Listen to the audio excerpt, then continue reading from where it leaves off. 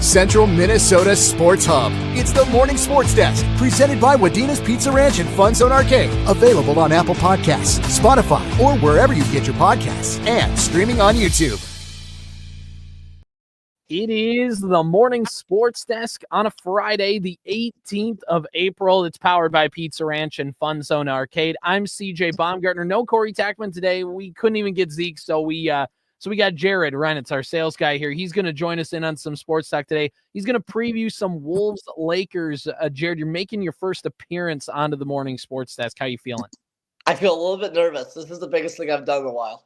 Well, it's okay. You're just one-on-one. It's not like me and Corey are both here to pick on you. So it'll be a little bit easier, I think. So before we do that, we do have to talk a little bit about some stuff that happened locally yesterday. First, I just want to talk about one thing that I saw come across the timeline. I can't remember if this happened yesterday or if it was on Tuesday or if it was just sometime in the last week. But New York Mills alumni Deshaun Robinson, he is playing baseball currently for Alexandria Community and Technical College in Alec, threw a perfect game last week. So through a perfect game, which one, congratulations. A perfect game at any level is just insane.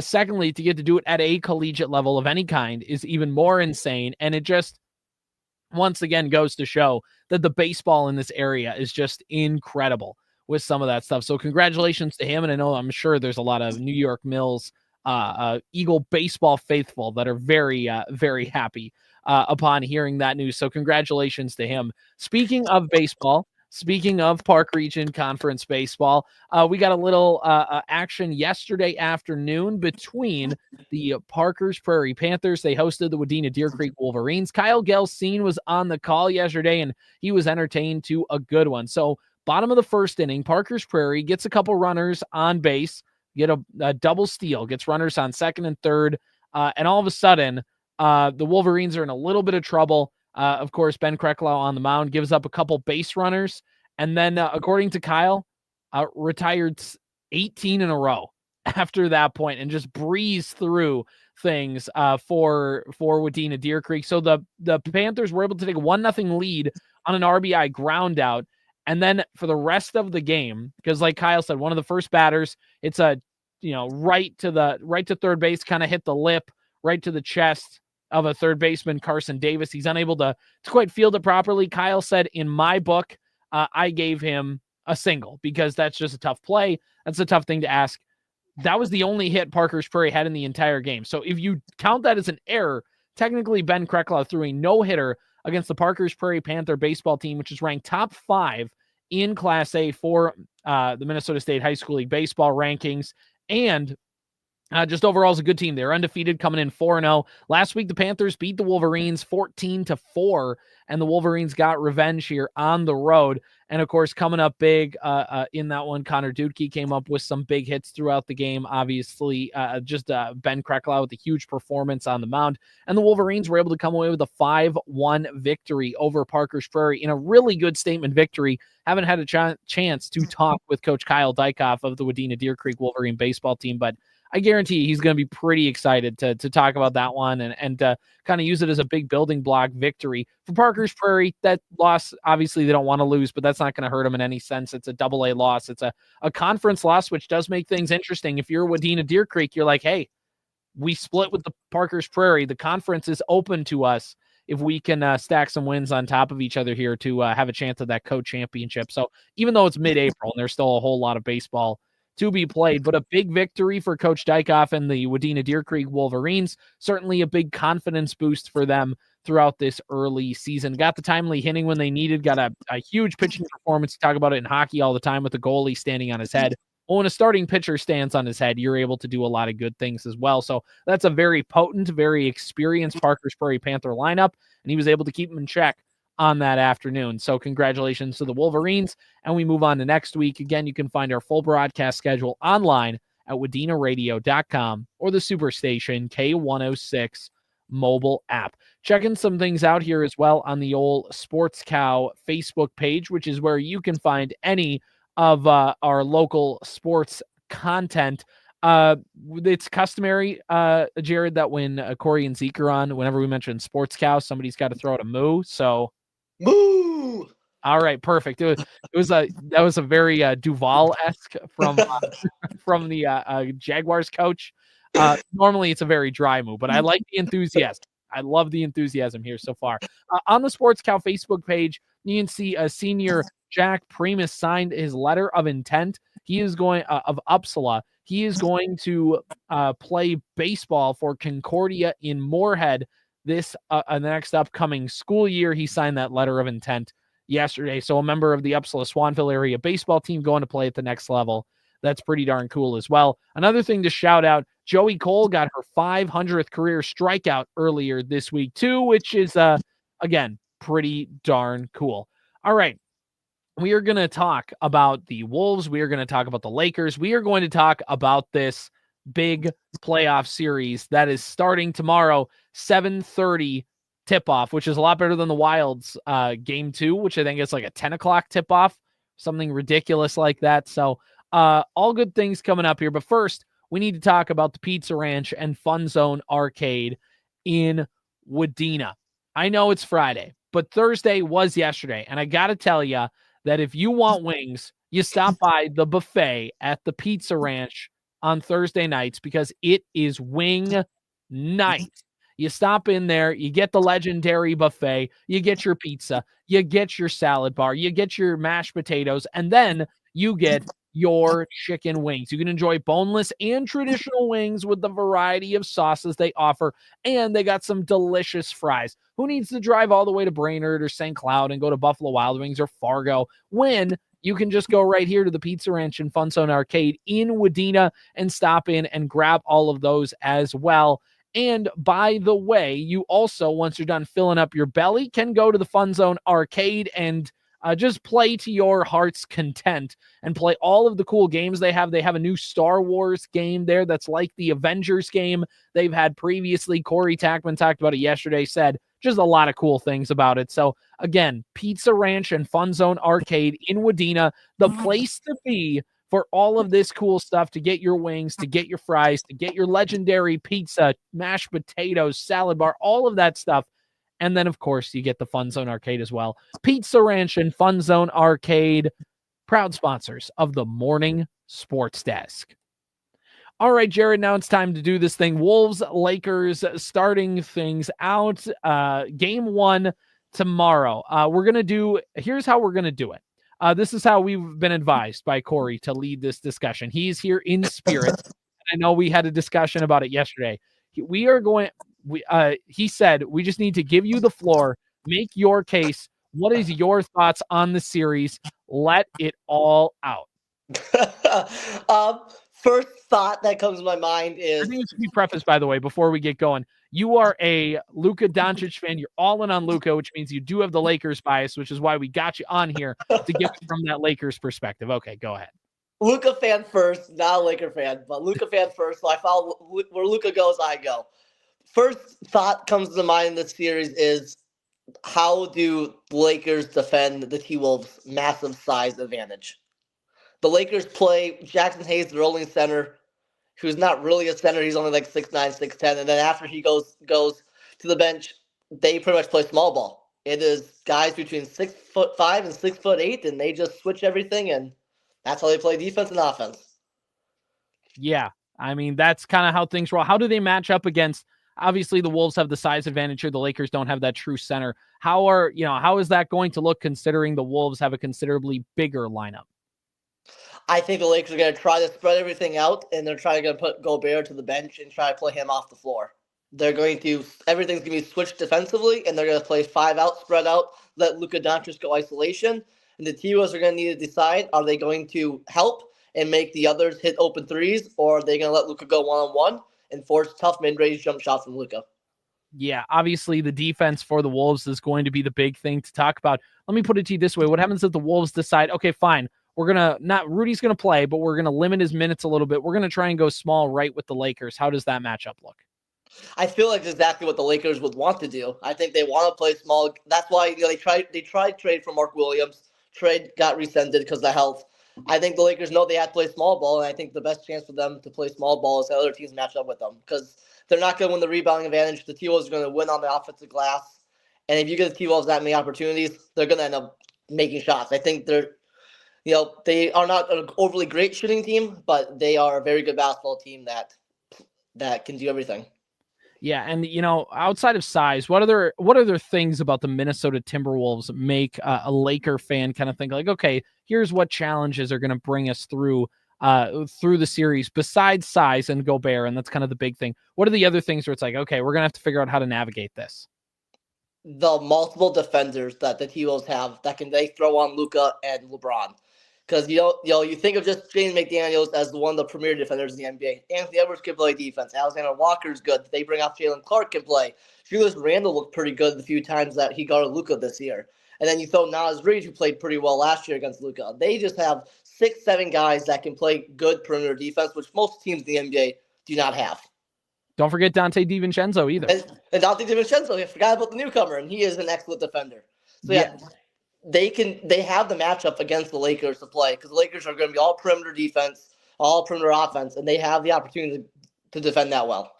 Obviously, everybody knows Luka. Everybody knows LeBron. The Lakers are carried by their star power. That's, I think, the biggest thing. But outside of that, what makes this current iteration of the Los Angeles Lakers tick? Austin Reeves. Austin Reeves as the third piece in that offense is a really good basketball player. Early on, probably talked a little bit too much because he was in LA, but he has really became a really solid third option, 20 points per game scorer. And he gets really good matchups because he a lot of times gets to go against that third defender, and then everyone just kind of sticks with Luka and LeBron, and then they have the shooter like Finney-Smith and Rui. He has a lot of opportunity to go one-on-one. And if he gets matched up a lot with Mike Conley like that, that's going to be a tough matchup for the T-Wolves, how they're going to defend Reeves. Yeah, I mean, yeah, exactly. If he shoots lights out in this series, that just might be it. Like might be one of the things that can decide things. I'm gonna throw you a couple hypothetical scenarios, and I want you to fill in the blanks from your perspective. Okay. The Wolves win the series if, and the Lakers win the series if. The Wolves win the series if Jay McDaniels and Naz Reid shoot well from the three-point line.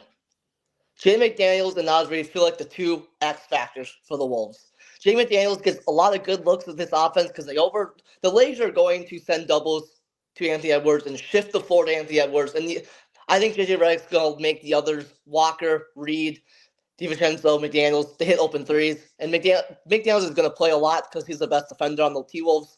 He's going to hit open shots. When he went through that little stretch where he scored 20 points a game for 2-3 weeks straight. Yeah, it was insane. If he plays at any sort of level like that, I think it's going to be tough to beat, as well as Naz Reid. Naz Reid is second, third, sixth man of the year award. I think it goes to Peyton Pritchard. Naz Reid has a case for it. He's excellent. The same numbers he was last year, but he already got it. So we got to move on to somebody else. Correct. So he's not going to win it, but if he continues to have a really good series, the T-Wolves will win this. I believe the Lakers win this series if I think it comes down to Luka, LeBron, and Reeves are going to put up good numbers. I just think that they're too offensively skilled. It's going to come down to the Lakers.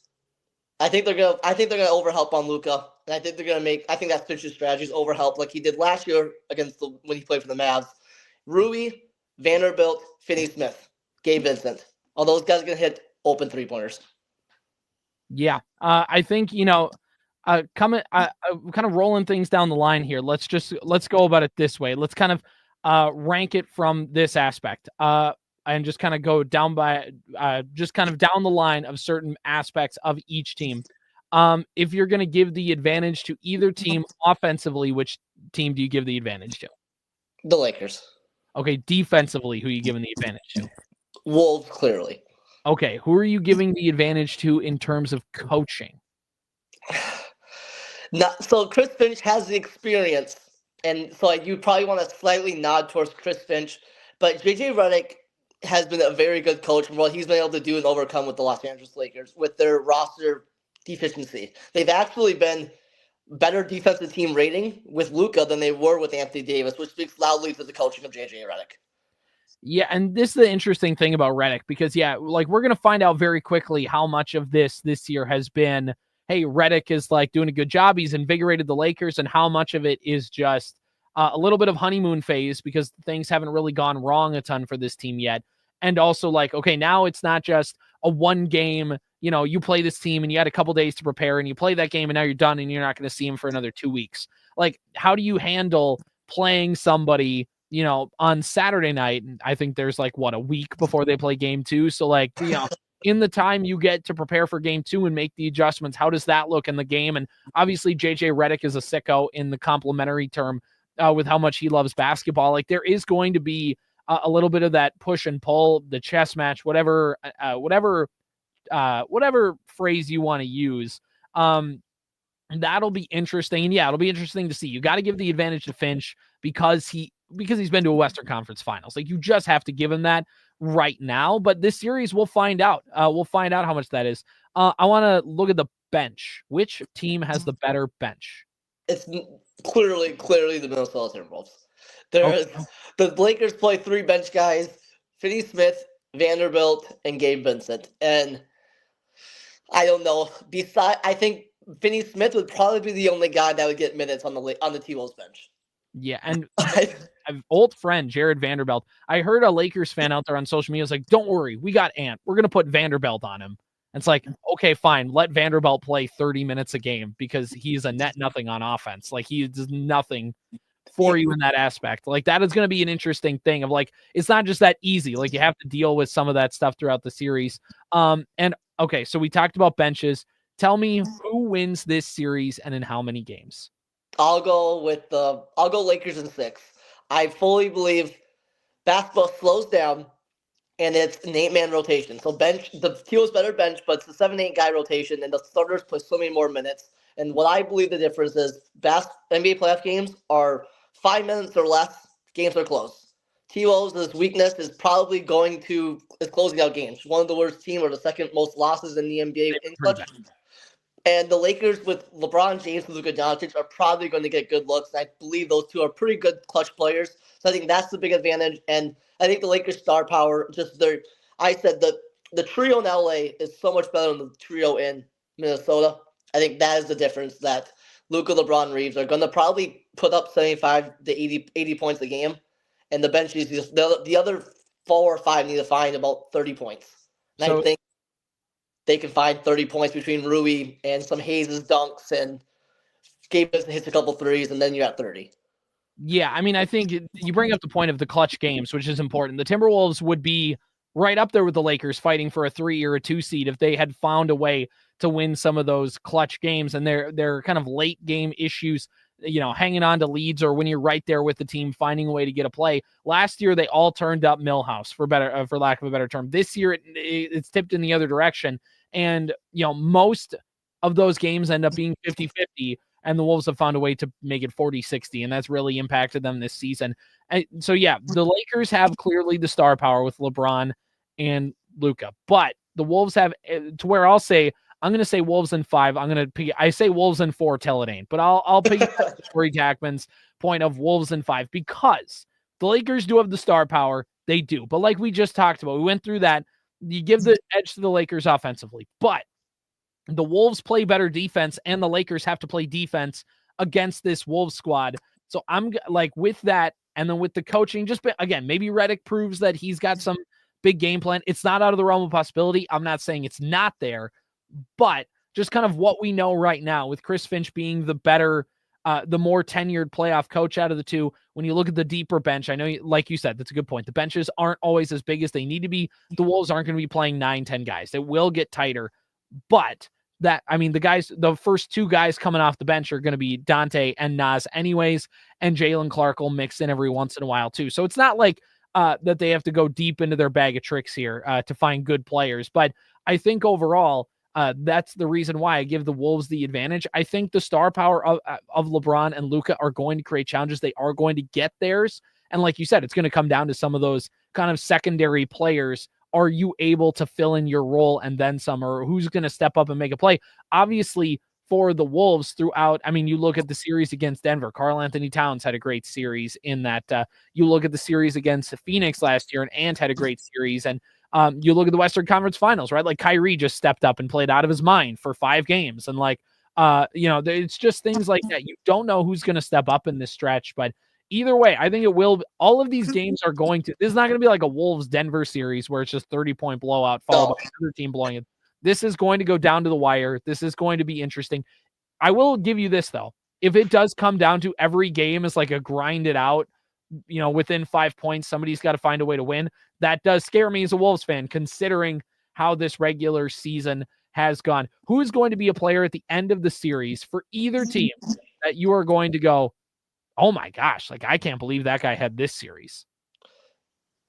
I will go with Gabe Vincent for the Los Angeles Lakers. I think Gabe Vincent, weird NBA trajectory. He was phenomenal with the Miami Heat. When they made the run, he was an excellent starting point guard. Kind of got some injuries, kind of went away. And Gabe Vincent quietly had a really nice stretch. Gabe Vincent is a nice, solid point guard in the NBA. Not a starter, but he's a really nice point guard. A little bit older now.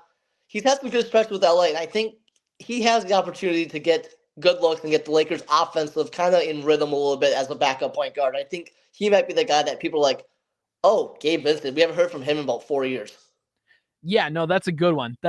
I think also as well for the Wolves, I think I gotta lean towards. I'm kind of gonna cheat here. It's gotta be either one of the Knicks that they got. I mean, I want to say like Dante is gonna come off the bench and shoot a bunch of threes and play good defense, but I kind of feel like it's gonna be Julius Randle. Because Randle, obviously, the Wolves have won 23 out of the 27 last games he's played. The last 27 games he's played in, the Wolves have won 23 of them. Randle, he's getting comfortable in Minnesota. The defense is going to be what the defense is going to be, but he's gotten better at being a black hole on offense. He will facilitate a little more, just enough more to where you have to respect it, and he can get his offensive game going. That is helpful. Julius Randle's been known, kind of his reputation as a playoff shrinker. And everybody's going to be focusing on Ant. Everybody is going to be focusing on Rudy in the playoffs, where I feel like Julius Randle has a chance to have a big series and people go, oh, okay, well, like they don't win that series if Julius Randle doesn't play the way he does. In the same way, people look back on that Denver series and go, Karl Anthony Towns played incredibly well. Like they don't win that series without Karl Anthony Towns. I feel like that's kind of my same vein there. So, all right, that I think does it. Any other Lakers, Timberwolves thoughts you want to get out there? I think one thing that plays in my decision to pick the Lakers is one key reason is not going to say rigged or anything crazy. NBA very, very generous towards the Lakers with the scheduling. Didn't hit on it, but you mentioned about game 1 to game 2. Feels like a week. They have 3 2-day breaks between game 1 and game 5, which is the most of any playoff series. You look at the other series, like the Thunder series, they literally play back-to-back, pretty much like 6 straight games. Giving LeBron a 2-day break between every game early on, I think is a really crucial piece to this. Because if they had to play back-to-back every other day, like other series, I think the Lakers wear down. Because I think the key piece to Lakers defense is actually LeBron James. LeBron James needs to be the second best defender for the Lakers to win this series behind Vanderbilt, and he has more energy defensively if you could give him 2-day break between every game. Game 1 is on Saturday. Game 2 is on Tuesday. So you have Sunday and Monday breaks. And then they don't play again until Friday. A week from today, we're finally going to get to game 3. So they get Wednesday and Thursday. 2-day breaks between each of those games. And then on Friday, they get a Saturday break. And then they got to do a quick turnaround and play on Sunday. A quick Sunday. Yeah, a very quick Sunday. And then games 5, 6, and 7 obviously are to be determined if they need to have them. But yeah, they are certainly doing him a favor here in this one. And of course, Wolves fans will love to talk about the refs anyways. Corey Tackman's made this point before. I'll make it again. I don't know if he's made it on the sports desk, but he's made it to us. Don't go whining about refs this whole series. It's going to be so annoying. So we know it. Let's move on. Acknowledge it. It's going to happen. Move on. Like when you're playing CB Buckner as a Kings fan, when he's behind the plate, the strike zone is going to be awful. You can be frustrated, but don't, like, you knew this coming in. So anyway. People are going to be surprised by LeBron and Luka gets good whistles. I think people who don't watch Lakers much, Austin Reeves gets one of the most better whistles in the entire NBA. For a guy that's a 3-piece. That pretty well. They've shared that gif of Jalen Clark on his elbow 50 million times this week. That guy has learned from Luka and LeBron of how to just wiggle his arm like this and make contact. The guy gets an incredible nice whistle for a really nice basketball player. So I think that is what people are going to be like, oh, this guy, they're going to get so many free throws to slow the game down. And I think that's going to be a big talking point as well. But yes, refs are going to favor LA. Not going to shock me. It's going to be a fun series no matter what. ESPN's got coverage tomorrow, 7:30 tip-off. Thank goodness. We're going to get some later tip-offs as the week goes on, but a 7:30 tip-off on a Saturday night is perfect. Feels perfect. Perfect. So we're going to roll with that. All right. Thanks for hopping on, Jared, making your morning sports desk debut. And we'll, if the Wolves win in 4, we'll get you back on. I'll be here win or loss. All right. It's the morning sports desk powered by Pizza Ranch and FunZone Arcade. See you next. Powered by Wadena's Pizza Ranch and FunZone Arcade. Follow the Morning Sports Desk on Apple Podcasts, Spotify, or wherever you get your podcasts. And watch every show on YouTube.